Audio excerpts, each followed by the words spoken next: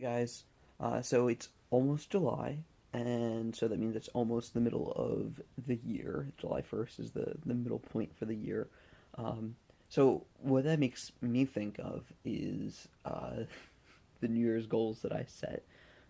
Maybe some of you guys aren't thinking about that at all, but maybe it's a good starting point. The beginning of the year, the middle of the year, the quarter points in the year. So I just wanted to make this video to talk about um, reasons people fail to meet their goals and their New Year's resolutions. I know this is a topic that I've done before, but think it I think it's important to do it again. Um, One of the main reasons that people fail to keep their goals or their resolutions is because they are too vague. And I've done the video before about SMART goals. I'm sure if you go back through my videos, you can find it. Um, you want your goals to be specific, measurable, achievable, relevant, and time bound.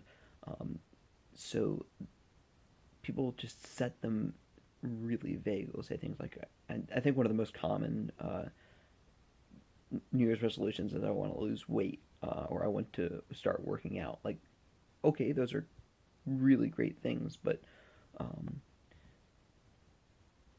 be more specific. Set a more specific goal. I want to work out every day this week. Even that's really vague. Even though that was one of my, um, it's closer to one of my the goals that I set this year. Um, you want to say, kind of set a workout plan. You want to be as specific as possible.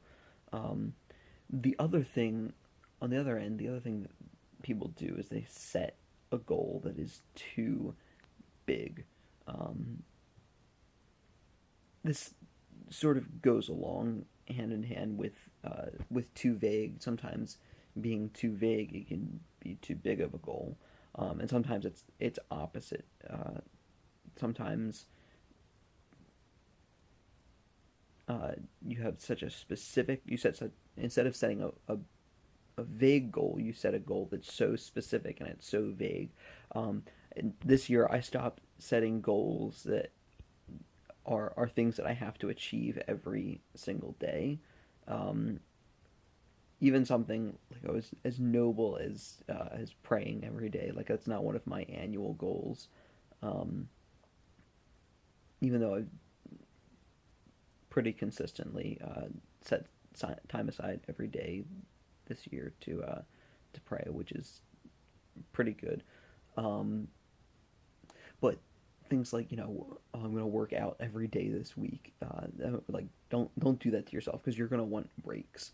Um, or any other way that you can set. It's some people just set all of their goals way above what they are used to doing.